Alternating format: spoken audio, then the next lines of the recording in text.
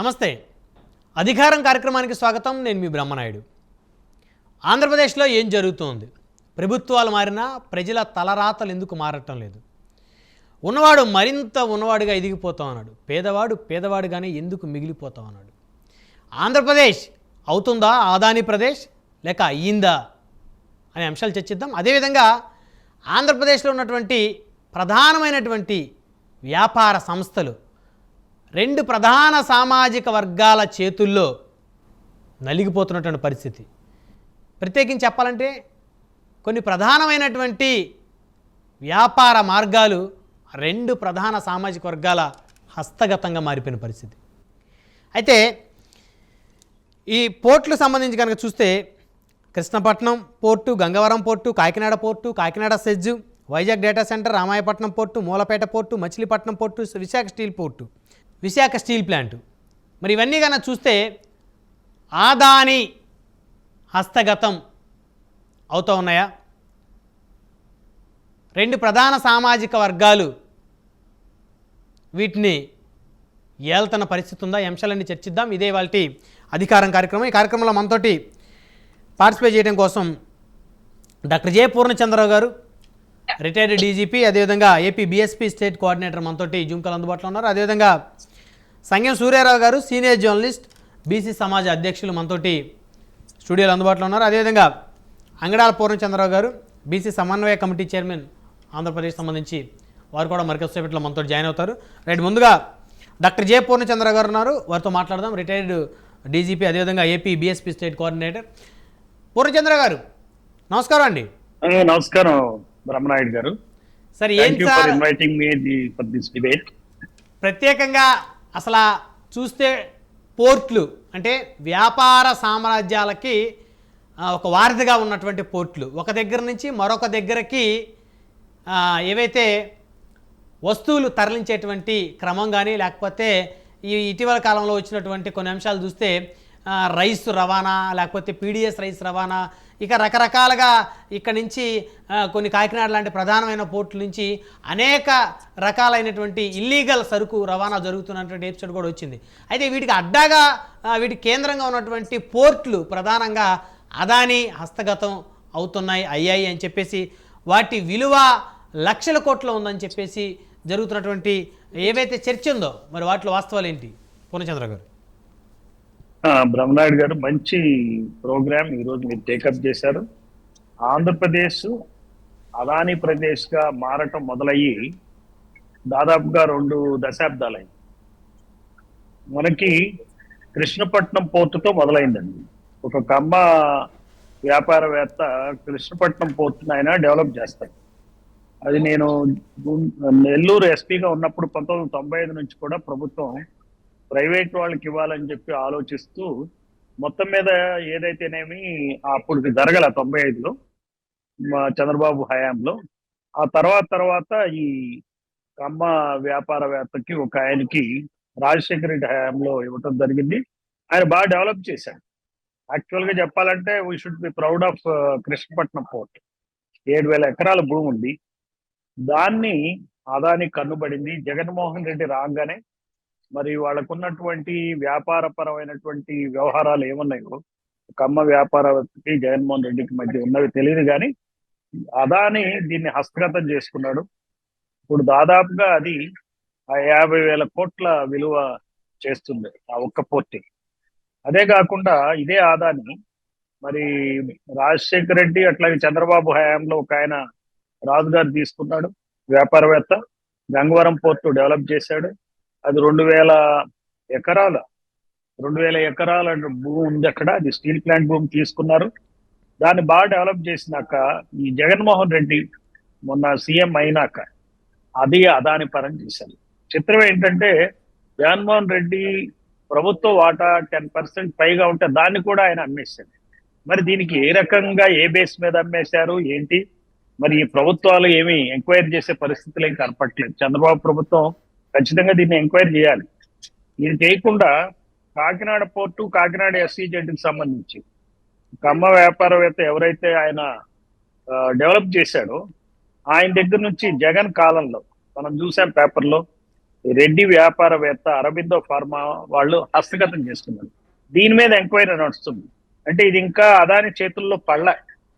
ఇందులో ఏంటంటే కాకినాడ పోర్టు 500 ఎకరాలు ఉంది, మరి కాకినాడ ఎస్ఈజెడ్ 10,000 ఎకరాలు ఉంది, మొత్తం 10,500 ఎకరాలు ఉంది.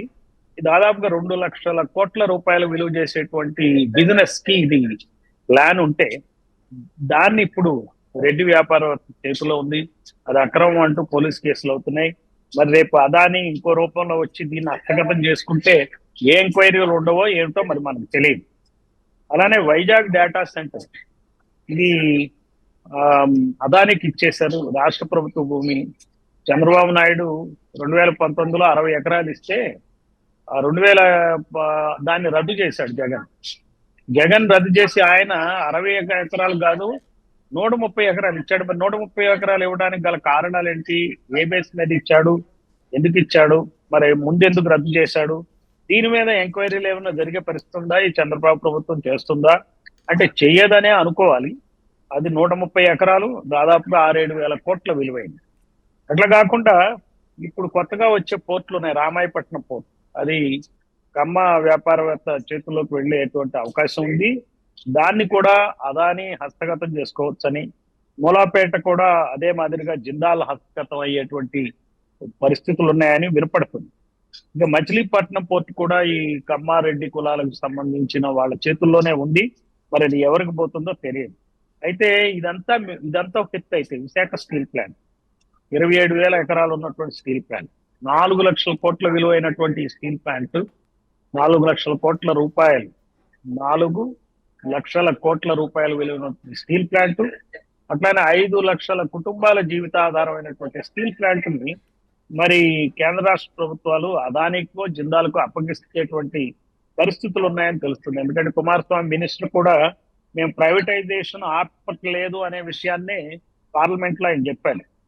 సో ఇది 4 లక్షల కోట్లు అంటే ఇవన్నీ కలిపితే దాదాపుగా 8 లక్షల కోట్ల విలువైనటువంటి వ్యాపార సామ్రాజ్యాలు. మన రాష్ట్రంలో ఉన్నటువంటి 2 కులాలు, కమ్మారెడ్డి కులాలు, సరే రాజు గారు ఆయన ఒక్కటే గంగవరం చేశాడు, ఆయన తప్పిస్తే మిగిలిన వాళ్ళందరూ కూడా ఈ ప్రభుత్వంలో వాళ్ళ కుల ప్రభుత్వం అధికారంలో ఉన్నప్పుడు వీటిని హస్తగతం చేసుకుని డెవలప్ చేసుకుని పెంచుకుంటారు. అంటే వీళ్ళు వ్యాపారవేత్తలే బాగానే చేస్తారు, వీళ్ళు చేసినట్టు మిగిలిన వాళ్ళందరూ చేయలేరు, కానీ దాన్ని మనం హర్షించాలి. కానీ అయితే తాడిందనేవాడు ఉంటే తలందనేవాడు అన్నట్టు వీళ్ళు ఏవైతే పెంచుకు కూర్చున్నారో ఈ పెంచుకు కూర్చున్న వాటిని అదానీలు జిందాళ్ళు గద్దల్లా తన్నుకుపోతున్నారు. దానికి ప్రబలమైన example Krishnapatnam port, Gangavaram port. తర్వాత ఈ అదానీల ప్రదేశ్ ఆంధ్రప్రదేశ్ అదానీ ప్రదేశ్ అయ్యిందంటానికి కూడా మనకి స్పష్టంగా చెప్పొచ్చు. ఎందుకంటే ఈ రోజున మనం వెనక్కి తిరిగి చూసుకుంటాం, న్యూయార్క్ నగరం నుంచి అమెరికా నుంచి ఆరోపణలు వచ్చినాయి. అదానీ కంపెనీ నుంచి జగన్మోహన్ రెడ్డికి 1,750 కోట్ల రూపాయలు ఇచ్చారని చెప్పి, మరి మన రాష్ట్ర ప్రభుత్వానికే కాకుండా మరి అటు ఒరిస్సా, ఇటు తమిళనాడు, అటు ఛత్తీస్గఢ్ కూడా ఇచ్చారని చెప్పి ఆరోపణలు వచ్చిన నేపథ్యంలో ఎటువంటి ఎంక్వైరీ లేదు. చంద్రబాబు ప్రభుత్వం అసలు తక్కువ రేటుకి తీసుకోవాల్సినటువంటి ఈ సోలార్ పవర్ యూనిట్ ని ఎక్కువ రేటు పెట్టి మరి ఎటువంటి రివర్స్ టెండరింగ్ ఫాలో కానటువంటి మరి జగన్మోహన్ రెడ్డి మీద అసలు ఏం ఎంక్వైరీ వేయట్లే. ఇప్పుడు ఆయన ఒక మినిస్టర్ బాలినేని శ్రీనివాసరెడ్డి గారు కూడా చెప్పాడు, అర్ధరాత్రి నన్ను సంతకం పెట్టమన్నారు, నేను పెట్టదలుచుకోలే, అది పార్లమెంట్ మన కేబినెట్ కి పోయింది, వాళ్ళు చేశారని. మరి దీని మీద ఎందుకు చంద్రబాబు నాయుడు ఎంక్వైరీ చేయలేదు? ఆ రికార్డులు సీజ్ చేసి అధికారులను సస్పెండ్ చేసి మరి విచారణకు ఆదేశిస్తేనే కదా. అలానే ఆయన ఏం చెప్తాడు, దేశ విదేశాల్లో నేను బ్రహ్మాండంగా సంబంధాలు ఉన్నాయి, బిల్ క్లింటన్ తెచ్చాను అంటున్నాడు. మరి అటువంటి వ్యక్తి అటు మోడీతో మాట్లాడుకుని, ఇటు బిడెన్తో మాట్లాడుకుని, ఆ ప్రాంతాల నుంచి ఇన్వెస్టిగేషన్ రిపోర్ట్స్ తెప్పించుకుని ఇక్కడ డబ్బులు ఎలా వచ్చినాయి ఏంటి అనే విషయాన్ని ఈయన బయటికి తీయొచ్చు కదా, తీసి జగన్మోహన్ రెడ్డి మీద చర్య తీసుకోవచ్చు కదా. తీసుకోకుండా ఎందుకుంటున్నారంటే అడ్డం అదానీని ఎదిరించలేకనేనా? అందుకనే మనం ఆంధ్రప్రదేశ్ అదాని ప్రదేశ్ అనాలా? ఈ చంద్రబాబు ప్రభుత్వం కాదా మన దగ్గర ఉంది? అదాని ప్రభుత్వం ఉందా? ఏ ప్రభుత్వాలు ఇక్కడ నడుస్తున్నాయి? ఇంతకుముందు జగన్ ఉన్నప్పుడు నడిచింది అదాని ప్రభుత్వమే, మరి ఇప్పుడు చంద్రబాబు ఉన్నప్పుడు కూడా అదాని ప్రభుత్వమే నడుస్తుందా?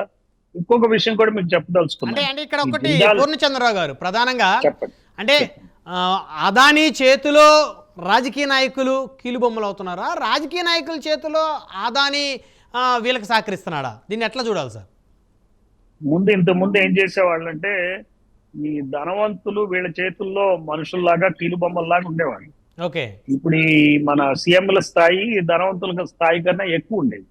ఇప్పుడు ఏమైపోయిందంటే వాళ్ళకన్నా వీళ్ళ తక్కువ స్థాయి అయ్యి వాళ్ళ కీలుబొమ్మలు అవుతున్నారు. వాళ్ళ దగ్గర నుంచి ఇప్పుడు ఎలక్టోరల్ బాండ్స్ తెచ్చుకుంటున్నారండి. అదానీ గాని వివిధ బిలియనీర్స్ కానీ చాలా ఎలక్టోరల్ బాండ్స్ ఇస్తారు, పార్టీ ఫండ్స్ ఇస్తారు. మీకు తెలియదు ఏముంది, బీజేపీకి 7,000 కోట్ల రూపాయల ఎలక్టోరల్ బాండ్స్ ఇచ్చారు. మన దగ్గర ఉన్న జగన్మోహన్ రెడ్డికి పార్టీకి 300 కోట్ల పైగా ఇచ్చారు. టీడీపీ పార్టీకి 200 నుంచి 300 కోట్ల మధ్యలో ఈ ఎలక్టోరల్ బాండ్స్ వచ్చినాయి. ఈవెన్ 10 సంవత్సరాలు వెళ్ళిన టీఆర్ఎస్ బీఆర్ఎస్ కి 14,000 కోట్లు వచ్చినాయి, 1,400 కోట్లు వచ్చినాయి. కాంగ్రెస్ 1,600 కోట్లు వచ్చినాయి. అంటే నేను చెప్పేది ఏంటంటే వీళ్ళు ముందేమో వాళ్ళని కంట్రోల్ చేస్తూ కనపడ్డారు. అది ఫేజ్ 1 అయిపోయిందండి. ఇప్పుడు ఫేజ్ 2 ఏంటంటే ఈ అదానీల చేతుల్లోనే సీఎంలు ఉన్నారు అని చెప్పొచ్చు. లేకపోతే లేదు అని అంటే నేను అంటాను, ఈ రోజున ఈ సోలార్ స్కామ్ ఏదైతే జరిగిందో ఆంధ్రప్రదేశ్ లో, దాని మీద అసలు విచారణకి ఈ రోజు రావాలి కదా. సరే, సెంటర్ జేపీసీ వేయట్లేదు, జాయింట్ పార్లమెంటరీ కమిటీ, మన డబ్బులు పోతున్నాయి కదా అండి. మన దగ్గర మరి అన్యాయంగా 1,150 కోట్లు తీసుకున్నారనే ఆరోపణలు వచ్చినప్పుడు, మరి మనం యూనిట్ ధర ఎక్కువ కొంటున్నప్పుడు, మరి ఒక అంచనా ప్రకారం 72,000 కోట్ల రూపాయల భాగం ప్రజల మీద పడుతున్నప్పుడు, మరి ఈ ప్రభుత్వం ఎందుకు ఆదేశించట్లేదు? జాగ్రత్తగా ఆచితూచి వ్యవహరించాలంటే ఏంటి అది? ఆచితూచి వ్యవహరించడం ఏంటి? ఇంత అన్యాయం జరుగుతుంటే తప్పు జరిగినప్పుడు వెంటనే దాని మీద చర్యలు తీసుకోవాలి, ఎంక్వైరీ వేగవంతంగా జరగాలి. సామాన్యుడికి నమ్మకాన్ని కలిగించాల్సిన ప్రభుత్వాలే సైలెంట్ గా వ్యవహరిస్తూ ఉంటే ఇంకా సామాన్యుడికి కానీ లేకపోతే ప్రభుత్వ సంపదకి ప్రజాధనానికి ఈ భద్రత ఎక్కడ ఉంటుంది సార్? ఈ సందర్భంగా ఒక మాట చెప్తానండి. ఇప్పుడు మీకు సద్దన్ జందాల్ ఉన్నాడు, అతని మీద ఆరోపణలు వచ్చినాయి కదా, Kadambari Jethwani case. 3 IPS suspend చేశారు కదా. ఎవరైతే విద్యాసాగర్ ఉన్నాడో అతను అరెస్ట్ చేశారు కదా. దానికి లబ్ధిదారుడు సద్దన్ జందాలే కదా. దాని మీద ఇన్స్ట్రక్షన్స్ ఇచ్చింది జగన్మోహన్ రెడ్డే కదా. సో వాళ్ళిద్దరు వాళ్ళు ఉన్నారు అంటే రెడ్డి పోలీస్ అధికారుల మీద చర్యలు లేవండి. అలాగే రెడ్డి చీఫ్ మినిస్టర్ మీద చర్యలు లేవు. అక్కడ ఎవరే అంటే 3 ఈ ఐపీఎస్ అధికారులు అందరూ నాన్ రెడ్డి నాన్ కమ్మ ఐపీఎస్ అధికారులు, వీళ్ళ మీదనే చర్యలు ఉన్నాయి, ఇతర పోలీస్ అధికారులు కూడా. ఇది చాలా తీవ్రంగా పరిగణిస్తున్నాం మేము బహుజన సమాజ్ పార్టీ తరఫున. ఈ విషయాన్ని మేము తీసుకుంటున్నాం, టేకప్ చేస్తాం. ఈ చర్యలు మీరు ఎవరినైతే తప్పు చేశారు వీళ్ళ మీద సస్పెండ్ చేశారు, ఓకే, మరి దాన్ని చేయించిన వాళ్ళ మీద యాక్షన్ తీసుకోవట్లేదు ఎందుకని? ఎందుకని? సమయం తక్కువ ఉందని మనం పూర్ణచంద్ర గారి దగ్గర కంక్లూజన్ తీసుకుందాం. పూర్ణచంద్ర గారు చెప్పండి. ఇంకా భవిష్యత్తులో ఇప్పుడు మనం డిస్కస్ చేసిన ఈ పోర్ట్లు, ప్రధానమైనటువంటి ఈ పోర్ట్లు ఏవైతే ఉన్నాయో, ఈ కృష్ణపట్నం, రామాయపట్నం, ఈ కాకినాడ, ఈ పోర్ట్లు అన్నీ కూడా తెలుగు వాళ్ళు ఈ పోర్ట్లను మళ్ళీ కైవసం చేసుకొని వ్యాపారం చేసేటువంటి రోజులు చూడొచ్చా సార్? చూడొచ్చు. ఎందుకంటే ఎట్లా చూడొచ్చు అంటే వచ్చే స్థానిక సంస్థల్లో ఈ అధికార పార్టీని ఓడించడమే ధ్యేయంగా పనిచేయాలండి. వీళ్ళ ప్రభుత్వాలు ఉండవు, రావు అనేటువంటి ధోరణి, వీళ్ళని మట్టి కనిపిస్తే గానీ వీళ్ళకి రాదండి, రాదు. అప్పుడు కానీ వెనక్కి తగ్గదు. రెండోది, ఈ అదానీలు ఎవరైతే ఈ సంపదను అక్రమంగా ఆక్రమించుకుంటున్నారో ప్రజా ఉద్యమాల ద్వారా వాళ్ళ యొక్క, ఇప్పుడు ఈ రోజున గంగవరం పోర్ట్ లో ఉత్తరాంధ్ర ప్రజలకి ఏమాత్రం వాళ్ళకి కనీసం కూలి కూడా దొరకని పరిస్థితి, ఉద్యోగం దొరకని పరిస్థితి. సో మేము అందుకనే బహుజన సమాజ్ పార్టీ తరఫున స్టీల్ ప్లాంట్ లో మా ప్రజలందరినీ ఉద్యమాల్లో సమాయత్తం చేస్తున్నాం. అట్లనే గంగవరం పోర్టు సమస్యను కూడా తీసుకుంటాం, పికప్ చేస్తాం, ప్రజా ఉద్యమాలని నిర్మిస్తాం. ఈ ప్రజల్లో వ్యతిరేకతని పెంచడం ద్వారానే ఈ ప్రభుత్వాలకు బుద్ధి చెప్పడం అనేది జరుగుతుంది. అంటే మనం అందరం స్పందించాల్సిన అవసరం ఉంది. సందర్భంగా ప్రైమ్ 9 ఛానల్ హితోధికంగా ప్రజలకి ఈ మెసేజ్ దగ్గర తీసుకుంటూ ధన్యవాదాలు తెలియజేస్తూ, ఇప్పటికైనా సరే చంద్రబాబు ప్రభుత్వం ఆంధ్రప్రదేశ్ లో ప్రజలతో సంబంధాలు ఏర్పరచుకోవాలి. వివిధ సెక్షన్స్ తో, వ్యాపారవేత్తలతో సంబంధాలు కాదు, టెక్నాలజీ పేరు చెప్పి రోజు పబ్బం గడుపుకోవడం కాదు, ఇండస్ట్రియలిస్ట్ తో మీటింగ్లు పెట్టి అయ్యేది. సో ఇక్కడ కావాల్సింది ఏంటంటే బీసీ, ఎస్సీ, ఎస్టీ, మైనారిటీ వర్గాలతో చంద్రబాబు ప్రభుత్వం సంబంధాలు ఏర్పరచుకున్న రోజు నిజంగా ఈ ప్రజల కోసం అతను పనిచేస్తున్నాడు అనుకున్నప్పుడు ప్రజలు విన్నట్టుంటారు. అట్లా కాకుండా నేను ఈ రోజుకు ఒక కొత్త పథకాన్ని తెచ్చి ఈ స్వర్ణాంధ్రప్రదేశ్ 2047 అని చెప్పి ఊరికో పారిశ్రామికవేత్త అని చెప్పి చెప్తే కబుర్లాగానే ఉంటాయి. ఊరికో పారిశ్రామికవేత్త ఉన్న భూములు గుంజుకున్నారు, ఎడవల్లో దళితుల భూములు గుంజుకుని పారిశ్రామికవేత్త ఎట్లా చేస్తారండి? అది ప్రైవేట్ వాళ్ళకి, కమ్మారెడ్డి కులాల వాళ్ళకే మైనింగ్ లీజులు ఇవ్వటానికి ప్లాన్ చేస్తున్నారు. అప్పుడు పారిశ్రామికవేత్తలు కమ్మారెడ్డి కులాలకు చెందిన వాళ్ళు అవుతారు, కానీ దళితులు ఎవరు కదా. సో ఈ చెప్పటం ఏదో మనకి షోకేస్ చేసుకోవటం, ఈ పేపర్లు కూడా బాకాలు ఊదటం, దాన్ని ఏదో 2-3 రోజులు జనాల్లో ప్రచారం చేయటం, జగన్మోహన్ రెడ్డి మీద కోపంతో పనిచేస్తున్నట్టుగా బిల్డప్ ఇవ్వటం, ఈ జగన్మోహన్ రెడ్డి వర్సెస్ చంద్రబాబు లాగా తయారు చేయటం, మిగిలిన వాళ్ళు ఎవరు అసలు మనుషులే కానట్టు, సమస్యలే అసలు ఇంకా పోటీలోనే లేరు, మిగతా వ్యక్తులు పోటీదారులే కాదు అన్నట్టు ఆ ఇద్దరు ఎపిసోడే మీరు అన్నట్టు కరెక్టే. ఇది ఆలోచించాల్సిన అంశం సార్. ఈ రకంగా ప్రచార మాధ్యమాలని వాళ్ళు డామినేట్ చేయటం, డామినేట్ చేసి సంపదను దోచుకోవటం, సంపదను దోచుకుంటే వాడు బయటోడు వచ్చి గద్దల్లా తన్నుకుపోవటం. ఈ రకమైనటువంటి దానికి మనం ప్రజల అవగాహన పెంచడం ద్వారా ఖచ్చితంగా ఈ ప్రభుత్వాల యొక్క కుట్రలను మనం బహిర్గతం చేయొచ్చు. అందుకనే ఇంకొక స్కీమ్ ఏంటంటే మేము డిమాండ్ చేసేది ఈ బహుజన సమాజ్ పార్టీ నుంచి కులగణన చేయమంటున్నాం. ప్రజల్లో కూడా పూర్ణచంద్ర గారు ఇప్పుడు ప్రజల్లో కూడా మార్పు రావాల్సిన అవసరం ఉంది. అన్ని కార్పొరేట్ పాలిటిక్స్ అయిపోయినాయి. ఎన్ఆర్ఐలు ఎలక్షన్ టైంకి బ్యాగులు డబ్బులు తీసుకొని దిగుతారు, ఒక పోటీ చేస్తారు, మంత్రులు అవుతారు, ఎంపీలు అవుతారు, ఎమ్మెల్యేలు అవుతారు. సో మరి ఇంకా అంతా కూడా మరి వాళ్ళు ఏం చేస్తారు? అదానీలతోటి పరిచయాలు పెంచుకోక ఎన్ఆర్ఐ అమెరికా హాస్టల్ నుంచి వచ్చిన వాళ్ళు సామాన్యమైనటువంటి ఒక కిరాణా కొట్టోళ్ళతోనో బడ్డీ కొట్టోళ్ళతోనో వాళ్ళేం ఫ్రెండ్షిప్ చేయరు కదా సార్. జరుగుతుంది, ఇది జరిగేది, మీరు చెప్పేదల్లా వాస్తవమే జరుగుతుంది. ప్రజలు కూడా వారి ఆలోచన విధానం మారితే బాగుంటుందేమో. మార్పు చైతన్యం ద్వారా మార్పు తీసుకురావడం, మనం ఉద్యమించడమే మార్పు.